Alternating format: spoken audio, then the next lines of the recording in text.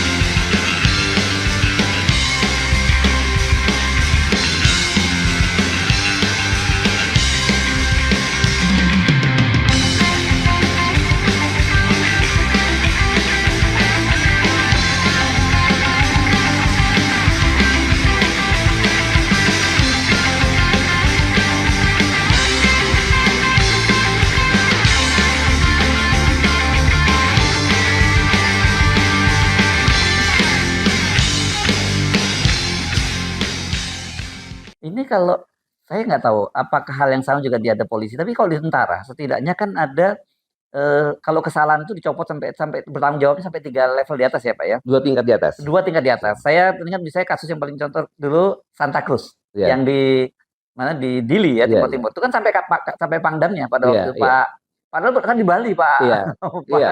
Ya itu Pak Sintong ya. tidak mengenal tempat, tapi dia sebagai pimpinan dia harus bisa mengendalikan sekretariat copot, gitu loh, gitu. Sehingga itu memang bukan instruksi dari jalur komando kan. Kita kan mengalami waktu Timor Leste kan. Ya. Nah, teman saya sendiri ya Sudrajat, Asep semua ini kan di sidang kita menerap walaupun tidak berarti kita menerapkan pengadilan yang menggunakan hakim dari 2 negara gitu loh. Jadi hasilnya benar-benar netral gitu. Itu kan dilakukan. Ini kan sudah pengalaman, jangan terulang lagi lah kurang seperti itu. Nah, itulah yang saya maksudkan. Jadi agar tidak tembakan langsung kepada presiden dalam peristiwa yang ini gitu. Kan semua kan beredar. Video-video tentang tindakan kekerasannya beredar, beredar. Yang bahkan di pertama kali CCN TV mana itu kan pertama kali udah. Oh iya, ini internasional sudah mengcover. Jadi bahkan saya membayangkan itu seperti kayak tragedi Tiananmen gitu, Bapak ketika ada mahasiswa di depan itu kan seperti meskipun tidak sama persis tapi itu akan sampai kapanpun akan diingat gitu. Iya, tapi kan beda dok dia. Iya betul. Tapi ini akan tetap jadi catatan sejarah buruk buat penegakan HAM di Indonesia gitu. Bang Heru, dulu kan ada Munir. Ya betul. Bisa aja internasional membalikkan itu menjadi Evan kan bisa juga. Ini kan jangan sampai terjadi seperti ini gitu loh. Gitu. Jadi kita ini kan diintip terus gitu loh. Jadi ya sebisa mungkin orang-orang dekatnya nggak berani bicara. Kalau saya bicara risikonya apapun juga ya pentingnya saya tuh bangsa ini selamat udah emang gue pikirin gitu aja udah. Nggak, kalau jadi berarti Pak Gatot ini lihatnya dari sisi berbeda kan. Banyak orang kalau melihat menuntut kenapa Kapolri itu harus dicopot itu antara lain karena dia adalah bagian yang disebut sebagai geng Solo gitu. Ini bukan Bapak ya, geng Solo ya Pak. Ya kan gitu. Apakah dan ini geng Solo itu kan merujuk pada Pak Jokowi sebenarnya karena yang disebut geng Solo juga bukan orang Solo semua Pak, tapi mereka-mereka yang menjabat jadi Komandan Kodim, jadi Kapolres di Solo waktu Pak Jokowi jadi wali kota dan kemudian karirnya naik semua sampai ke puncak semua bersamaan dengan Pak Jokowi jadi presiden kan gitu. Bapak melihat ada faktor itu? Ya lebih penting inilah.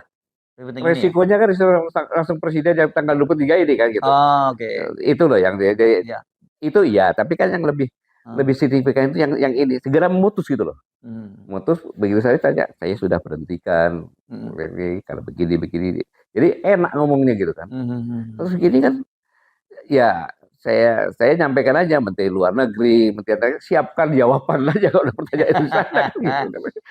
Tapi artinya melakukan itu artinya kalau sebelum berangkat ke New York, presiden masih melakukan itu masih ada manfaatnya atau harusnya udah terlambat kalau sekarang ini? Belum berangkat kok. Ya masih kan. Masih ya. Kan bahasanya gampang. Saya dalam mengambil keputusan tidak bisa melakukan cepat. Saya harus mendengarkan nasihat hukum, opini hukum Ya. dari mana saya lihat sehingga saya punya keyakinan Ya. gitu. Bahwa keputusan yang saya ambil ini benar ya baru sekarang ini saya ini kan gitu. Jadi nggak ada yang terlambat. Kalau ditanya jawabannya cukup itu saja. Ya. Kalau saya manggil langsung putusan kan seolah-olah kan, tapi kalau saya amati, saya dapat berita dari mana, aspirasi masyarakat, opini hukum misalnya itu beliau lebih jago lah saya apalah ini kan gitu. Tidak kerasa kerusuh kalau kata Pak Prabowo kan gitu Ya. istilahnya Pak Prabowo. Oke, baik. Jadi apa yang bisa kita ini kan kita bukan simpulkan ya, kita bisa lesson learn, kita bisa belajar dari kasus ini sebenarnya apa yang bisa kita pelajari Pak? Jadi sekali lagi Bang Hersu bahwa di zaman sekarang ini Ya. opini itu bisa dibentuk. Oke. Opini yang terbentuk itu contohnya negara Libya yang begitu kuat, presidennya begitu kuat, jatuh karena opini yang dibentuk oleh Amerika. Ya, dan rakyatnya kan makmur loh zamannya. Iya, dan rakyatnya musuhin kan. Ya. Ya. Sama dengan Irak, ya kan, rakyatnya sendiri yang gantung, ya kan. Itu kan opini. Setelah itu dia nyesel. Ya. Kita masuk dalam killing ground opini seperti ini kalau kita tidak cepat sadar, kayak gitu. Apa ya saya katakan tadi? TNI akan dipisahkan dengan rakyat dengan framing melakukan provokator yang membuat seolah provokator ujung-ujungnya yang merencanakan yang membuat kekacauan ini adalah TNI ya. Kan gitu. Itu TNI sudutkan berarti apa? Rakyat akan marah sama TNI kan gitu. Framing itu yang dibuat. Habis itu masuk kan gampang. Ya. TNI sudah lumpuh nih. Lu masuk gak ada yang bela ini. Sekarang kekuatan inti Indonesia ya, kekuatan ini udah terbelah. Nah, gitu. Silakan masuk. Ya. Boleh dong saya mengatakan kewaspadaan seperti ini kan? Oh, ini kalau itu berarti Bapak ada mencurigai asing dong, karena banyak yang membantah bahwa ini. Saya tidak mencurigai, tetapi belajar dari peristiwa-peristiwa yang lain bisa saja dimanfaatkan kalau dia. Iya kan? Mereka lihat loh. Sekarang TNI udah nggak sama-sama rakyat lagi nih. Indonesia udah lemah. Kayak gitu. Kapan lagi punya peluang seperti ini? Bisa dong berpikiran seperti itu. Gitu. Ya. Tapi sebenarnya kejadian sendiri kan kemarin saya ngomong, Bang Hersu. Iya, itu dia. Iya, makanya kan? Orang itu kan mengait-kaitkan dengan itu. Iya, saya kan ngomong sampai kapanpun negara ini nggak akan berubah karena kita ini demokrasi, sembako per 100.000. Ini makanya sepekan ngomong Jogja kok tiba-tiba kayak begini. Nah, tapi saya tergoda ini Pak Gatot dari tadi kok saya sudah menduga-duga biasanya pasti ke sini nih. Ini kan bulan September nih Pak Gatot. Apa ada kaitannya nggak nih dengan bulan September ini? Ya. Pertanyaan itulah yang tepat saya bilang gitu kan. Nah, keluar juga kan ini akhirnya kan? Iya kan. Ya kesempatan ini kan ada juga. Kita harus waspada di bulan-bulan seperti ini. Ya kan? Karena kan kejadian selalu berulang. Strategi selalu berulang kan gitu. Kan? Jadi kenapa kok termasuk tuntutannya yang sah-sah itu juga TNI ke barak gitu kan. Dia nggak ngomong masalah Jokowi, nggak ada sama sekali kan. Oh iya ya, itu di 17.8. Iya 17.8 itu coba lihat, nggak ada ya Jokowi ya. Loh, seharusnya kan dia ngomong kan, yang kerusakan semacam ini semuanya ini bukan siapa-siapa, ya kan? Dari mulai dari undang-undang KPK, ya kan? Terus Cipta Kerja, ya kan? Disabotase dengan RUU, dikuatkan dengan undang-undang lagi nomor 10 kan gitu. Terus kegiatan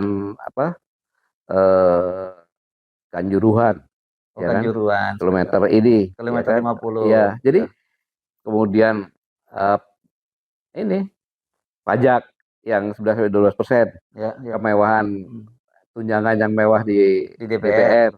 Itu kan semuanya Jokowi yang rusak ini dia nggak sebut itu.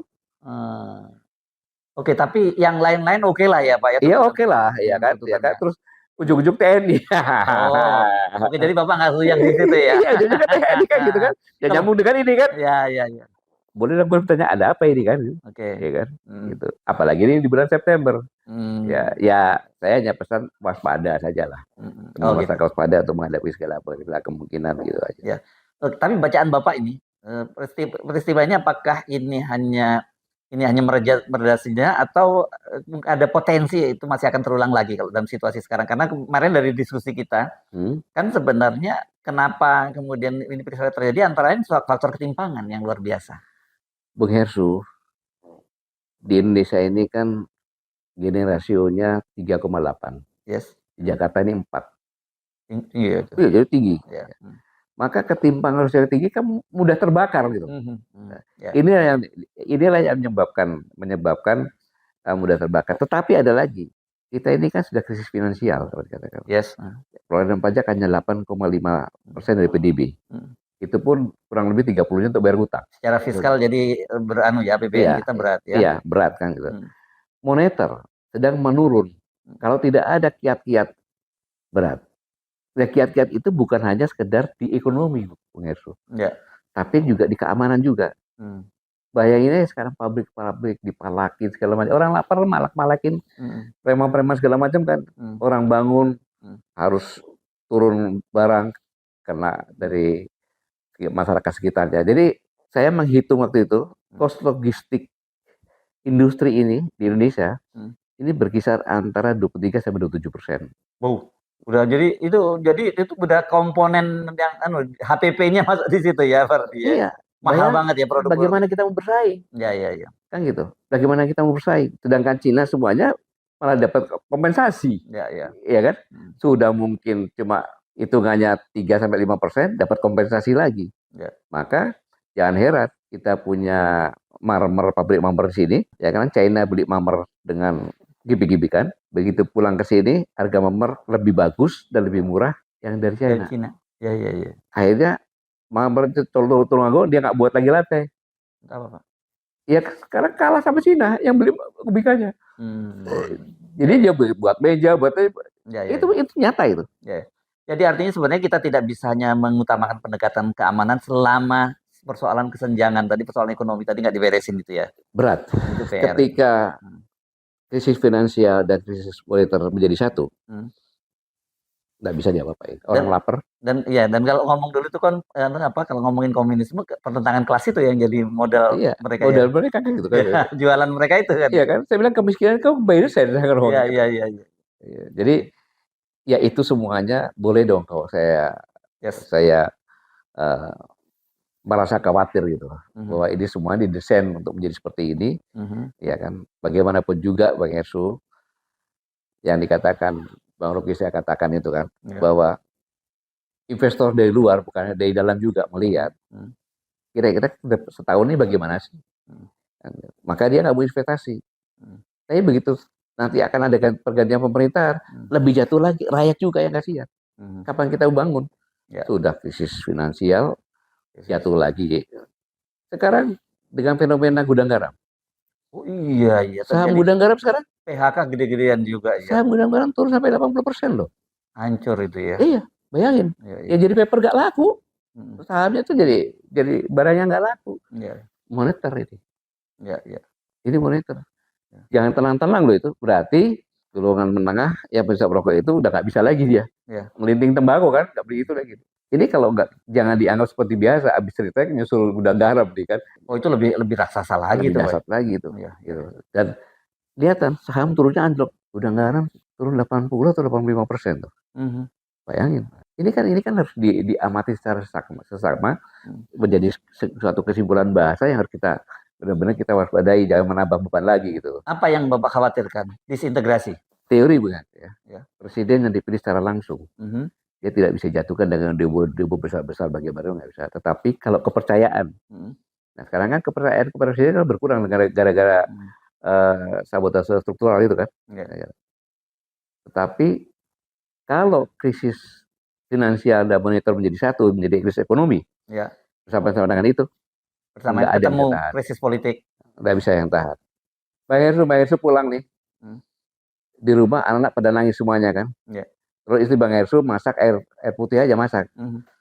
Maka apa itu?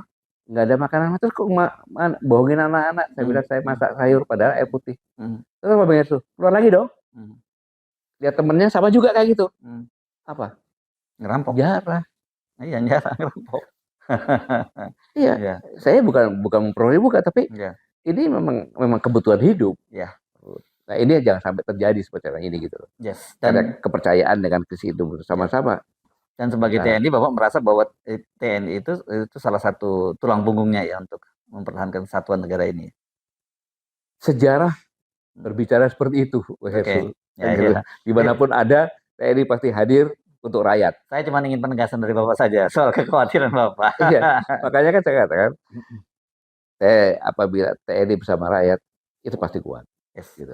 Tapi kalau TNI dicurigai menjadi provokator, memprovokasi rakyat, itu kan memisahkan TNI dengan rakyat kan, jadi melemahkan negara itu. Ya baik, baik terima kasih Pak Gatot Terima kasih Pak Nurmantio. Yesu. Ya, Terima kasih. mudah-mudahan aja kita masih apa ya, masih hidup di negara kesatuan Republik Indonesia ini ya. Kita harus optimis. Kita harus optimis. Ya. Tapi jangan lupa berdoa. Ya. Agar Tuhan Yang Maha Esa Allah Subhanahu Wa Taala selalu membimbing kita semuanya untuk menjaga negara ini menjadi negara lebih baik lagi gitu. Baik. Sehingga kita bisa mewariskan generasi yang akan datang lebih baik dari yang kita hadapi itu aja. Oke, baik, terima kasih.